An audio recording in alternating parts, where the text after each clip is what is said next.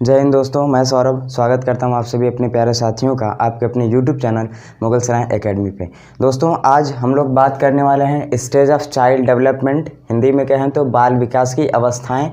तो इसमें एक एक करके हम सभी अवस्थाओं को पढ़ेंगे। आइए सबसे पहले हम अवस्था की बात कर लेते हैं, प्री नेटल स्टेज। यहाँ जितना भी आपको बताया जाएगा सब का सब बहुत ही ज़्यादा इम्पॉर्टेंट होगा, और आप चाहें तो ये अच्छे से तैयार किया हुआ हमारा नोट्स है, हैंड रिटन नोट्स है। आप उसको एक एक पॉइंट आप अपने कॉपी में देख करके तैयार कीजिए और पढ़ करके याद करके आप टेस्ट सीरीज़ लगाने की कोशिश कीजिए। उम्मीद है आप अच्छा ही करेंगे। तो इस सभी वीडियो को देखने के बाद अब 100+ 120+ मार्क्स आसानी से ला देंगे। तो आइए एक एक करके हम लोग यहाँ पे स्टेज की बात करेंगे। तो सबसे पहला है prenatal stage. Prenatal stage को प्रसव पूर्व भी कहेंगे, और इसका ड्यूरेशन देखेंगे। ड्यूरेशन तो 9 महीने होगा, या फिर दिन में बात करें तो 280 दिन होता है प्री नेटल स्टेज।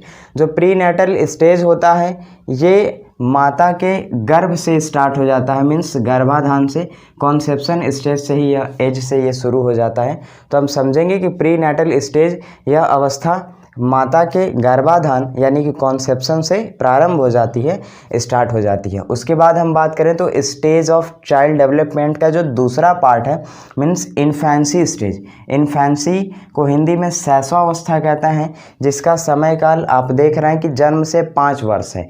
मतलब इन्फेंसी स्टेज का जो ड्यूरेशन है वो जन्म से 5 वर्ष होता है। और इस स्टेज में जो बालक होगा वह बालक पूरी तरीके से अपने माता पिता पर निर्भर होता है, और माता पिता पर निर्भर होने के साथ साथ आप समझ सकते हैं कि उनका जो व्यवहार होगा, मीन्स शैशवावस्था के जो शिशु होंगे, बालक होंगे, उनका जो व्यवहार होगा उनके वो मूल प्रवृत्तियों पर आधारित होगा। मूल प्रवृत्तियाँ क्या होती हैं? जैसे लार का बहना, तो ये मूल प्रवृत्तियाँ हैं। तो हम समझेंगे कि इन्फेंसी स्टेज जो कि जन्म से 5 वर्ष होता है, और इसमें बालक का जो व्यवहार होगा वह उसके मूल प्रवृत्तियों पर आधारित होगा, तथा बालक पूरी तरीके से पूर्ण रूप से अपने माता पिता पर निर्भर होता है। तो ये उसका फर्स्ट पॉइंट हो गया। दूसरे पॉइंट की बात करें तो इस स्टेज में क्यूरियसिटी बहुत ही ज़्यादा होती है। क्यूरियसिटी मीन्स जिज्ञासा। जैसे बच्चा आपसे हमेशा पूछते रहेगा कि मिर्ची तीखी क्यों लगती है, पक्षी ऊपर उड़ते हैं तो हम लोग पक्षियों की तरह क्यों नहीं उड़ सकते हैं। तो इस तरीके का जो उसके अंदर क्यूरियसिटी क्वेश्चंस आते रहेंगे तो आपसे ये पूछेंगे। तो इसका स्टेज आप देख लीजिए कि जन्म से 5 वर्ष के बच्चे इस स्टेज में आते हैं। तो इस स्टेज में क्यूरियसिटी बहुत ही ज़्यादा पाई जाएगी। तो क्वेश्चन आपसे पूछा जाएगा कि बच्चे के अंदर अगर क्यूरियसिटी है तो किस स्टेज का ये गुण है, कैरेक्टरिस्टिक्स है, तो इन्फेंसी स्टेज का। थर्ड की बात करें तो इस अवस्था में जो फीलिंग ऑफ सेल्फ लव है, यानी कि खुद से प्रेम करने की जो भावना है, इस स्टेज में पाया जाता है। और नेक्स्ट है कि इस स्टेज को टॉय एज मीन्स खिलौने का स्टेज भी कहा जाता है। मीन्स इसमें बच्चा खेल कूद पर ही ज़्यादा फोकस करेगा, ज़्यादा खेलेगा। आप खुद देखिए कि 5 वर्ष का बच्चा है तो वो पढ़ाई अभी तो ज़्यादा इन्वॉल्व होगा नहीं, बशर्ते इस एज को टॉय एज कहा जाता है। यहाँ से क्वेश्चन एग्जाम में बन जाते हैं, सीटेट एग्जाम में, तो आप यह इसको ध्यान रखिएगा।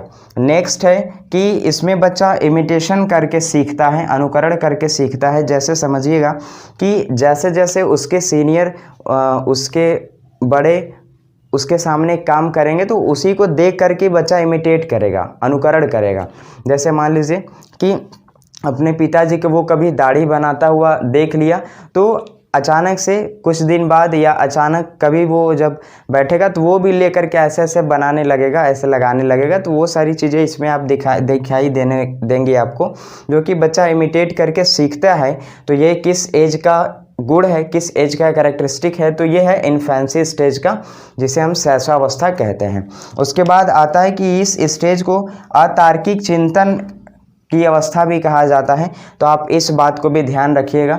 इसके बाद आइए देखते हैं, अब थर्ड है बाल्यावस्था। बाल्यावस्था मीन्स चाइल्डहुड स्टेज। इसका जो ड्यूरेशन है ये 6 से 12 वर्ष के बच्चे इसके अंतर्गत आते हैं। तो इसमें जो सबसे पहली पॉइंट है इसको हम लोग समझेंगे कि बाल्यावस्था या चाइल्डहुड स्टेज को लॉजिकल थिंकिंग स्टेज भी कहते हैं, या फिर लॉजिकल थिंकिंग एज भी कहा जाता है। तो इस एज में तार्किक अवस्था रहेगी बच्चे के भीतर, तार्किक अवस्था धीरे धीरे पनपने लगेंगी, आने लगेंगी, तो क्या कहेंगे बाल्यावस्था को? लॉजिकल थिंकिंग की अवस्था। दूसरा पॉइंट है कि इसको आरंभिक या फिर प्रारंभिक स्कूल की एज भी कहा जाता है, तो इसको भी आप ध्यान रखिएगा, जो कि प्री स्कूलिंग एज भी से कहते हैं। तो समझिएगा कि चाइल्डहुड स्टेज जो कि 6 से 12 वर्ष की अवस्था में है, इसको आरंभिक स्कूल की अवस्था भी कहा जाता है। फिर नेक्स्ट है थर्ड पॉइंट, इसे गंदी अवस्था भी कहा जाता है, ठीक है। नेक्स्ट आएगा फोर्थ पॉइंट, इसे स्मार्ट एज या फिर स्फूर्ति की अवस्था भी कहा जाता है। तो ये सब पॉइंट्स आप याद रखिएगा कि चाइल्डहुड स्टेज जो कि 6 से 12 वर्ष है, तो उसे क्या कहा जाएगा? स्मार्ट एज, स्फूर्ति की अवस्था कहा जाता है। नेक्स्ट आएगा, इसे गेम्स एज भी कहते हैं। क्या कहेंगे? गेम्स एज हिंदी में बात करें तो खेलों की अवस्था, क्या कहा जाएगा? इसे खेलों की अवस्था कहा जाता है। नेक्स्ट होगा, इस अवस्था में स्टोरेज या संग्रहण की प्रवृत्ति विकसित होने लगती है। स्टोरेज क्या होगा समझिएगा, इस एज में जो बालक होगा 6 से 12 वर्ष का, वो जैसे धीरे धीरे चीज़ों को इकट्ठा करने के पीछे विकसित होने लगेगा, उसका माइंड सेटअप होने लगेगा। जैसे समझिए कि माचिस है, माचिस का जो डिबिया होगा, डिबिया इकट्ठा करने लगेगा, या फिर पेन, जो खाली पेन हो जाएगा उस पेन को भी इकट्ठा करने लगेगा, या कार, छोटे छोटे कार खेलते समय हम लोग बचपन में यूज करते थे, तो उसको भी वो इकट्ठा करने लगेगा। तो इस तरीके की जो उसके अंदर की प्रवृत्ति है वो धीरे धीरे विकसित होने लगती है, तो इसे हम क्या कहेंगे? स्टोरेज एज कहेंगे, या फिर संग्रहण की अवस्था, या संग्रहण की जो उसके भीतर की प्रवृत्ति है वो धीरे धीरे विकसित होने लगेगी। तो यहाँ पर इस बात को भी हम ध्यान रखेंगे। इसके बाद चाइल्डहुड स्टेज को गैंग एज कहते हैं। ये बहुत ही ज़्यादा इंपॉर्टेंट है, जो कि आपके एग्जाम में अक्सर पूछ लिया जाता है।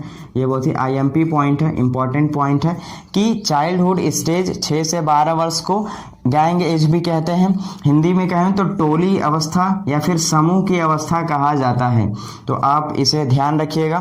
नेक्स्ट आया कि इस स्टेज को हम कहें तो यूनिक पीरियड कहा जाता है। यूनिक पीरियड मीन्स कि हमारे लाइफ का ये एक अनोखा काल माना जाता है, तो हम इसे ध्यान से रखेंगे। हमने क्या क्या सीखा कि 6 से 12 वर्ष की अवस्था चाइल्डहुड स्टेज, हिंदी में कहें तो बाल्यावस्था। इस एज को किन किन नामों से जाना जाता है आपने देख लिया। इसे लॉजिकल थिंकिंग एज, या आरंभिक स्कूल की एज, या गंदी अवस्था, या फिर स्मार्ट एज, हिंदी में कहें तो स्फूर्ति की अवस्था। इसे गेम्स स्टेज भी कहा जाएगा, खेलों की अवस्था। और नेक्स्ट है स्टोरेज, इसमें बच्चे चीज़ों को इकट्ठा करना शुरू कर देते हैं, या इस तरीके की प्रवृत्ति, इस तरीके का इंस्टिंक्ट उनके भीतर विकसित होने लगता है। इस एज को गैंग एज, ये पॉइंट बहुत ही ज़्यादा इंपॉर्टेंट है, आप ध्यान रखिएगा कि गैंग एज या टोली या फिर समूह की अवस्था कहा जाता है। ये जीवन का हमारे अनोखा पीरियड है, यूनिक पीरियड है, तो ये बहुत ही ज़्यादा इंपॉर्टेंट है। इसके बाद आइए हम देखते हैं नेक्स्ट फोर्थ है किशोरावस्था, जिसे एडोलेसेंस कहेंगे। इसमें 12 से 18 वर्ष, कहीं कहीं आपको 12 से 13, 18 वर्ष तक दिखेगा। इसमें टीनेजर्स होते हैं। तो इस स्टेज की जितने भी गुण हैं हमने यहाँ पर एक एक करके लिखा हुआ है। आप इसको चाहें तो कॉपी में नोट कर लीजिए, अच्छे से नोट्स तैयार कर लीजिए और अपना सीटेट में 120 प्लस मार्क्स लेकर के आइए। तो आइए सबसे पहले हम लोग यहाँ देखेंगे कि एडोलेसेंस का सबसे फर्स्ट जो पॉइंट है, ये हमारे लाइफ का सबसे कठिन काल माना जाता है। इस बात को हम लोग सबसे पहले समझेंगे। दूसरा पॉइंट होगा कि इस एज को संघर्ष का काल या फिर तनाव, टेंशन का काल या आंधी तूफान कहें तो ये जो स्टेज है तूफानी एज के नाम से भी जाना जाता है। और इसमें उलझन की अवस्था के भी नाम से जाना जाता है। सबसे ज़्यादा उलझन समस्या इस एज में पाई जाती है। चिड़चिड़ाहटपन ज़्यादा होगा। तो समझेंगे कि एडोलेसेंस में क्या होगा, इसे संघर्ष, तनाव, आंधी तूफान तथा उलझन की अवस्था कहते हैं। थर्ड है कि इसमें विषमलिंगी आकर्षक होगा। विषमलिंगी आकर्षक का मतलब आप समझ रहे होंगे कि जो बॉय है वो गर्ल्स के प्रति मीन्स मेल का फीमेल के प्रति अट्रैक्शन या फीमेल का मेल के प्रति अट्रैक्शन होगा। तो इसमें इस तरीके का जो विषमलिंगी अपने अपोजिट सेक्स के प्रति एक अट्रैक्शन बनता है तो एडोलेसेंस में, जो कि 12 से 13 से 18 वर्ष के बच्चे इसमें होते हैं। फिर नेक्स्ट पॉइंट है हमारा कि इस अवस्था को गोल्डन एज कहा जाता है। This is the very important point. Golden age कहा जाएगा एडोलेसेंस को, और हिंदी में कहें तो स्वर्ण काल के नाम से भी जाना जाता है, तो इसे भी हम ध्यान रखेंगे। इसके बाद नेक्स्ट लिखा कि इसमें हीरो वर्शिप की भावना होती है, हिंदी में वीर पूजा की भावना होती है, तो इस एज को हीरो वर्शिप एज के नाम से भी जाना जाता है। फिर सबसे मोस्ट इम्पॉर्टेंट पॉइंट यहाँ यह हो जाता है कि इस अवस्था में बच्चे जो होंगे वो एब्स्ट्रैक्ट थिंकिंग करना शुरू कर देते हैं, अमूर्त चिंतन करना शुरू कर देते हैं, तो इसको भी हम लोग ध्यान रखेंगे। हम लोगों ने समझा कि यहाँ पे बालक की जो अवस्थाएं होती हैं, यहाँ पे जो अवस्थाएं होंगी उसके बारे में हम लोगों ने चर्चा किया। तो एक एक करके हमने सारा का सारा देख लिया। आप यहाँ से नोट्स तैयार कर लीजिए, नोट्स तैयार करके आप उसे पढ़िए। अगर आपको यह फ़ायदेमंद लगता है, आपको अगर हमारा वीडियो पसंद आता है, तो फिर आप हमारे वीडियो को लाइक कीजिए, शेयर कीजिए और हमारे चैनल को सब्सक्राइब कीजिए। Thank you, thanks for watching my video. Thank you.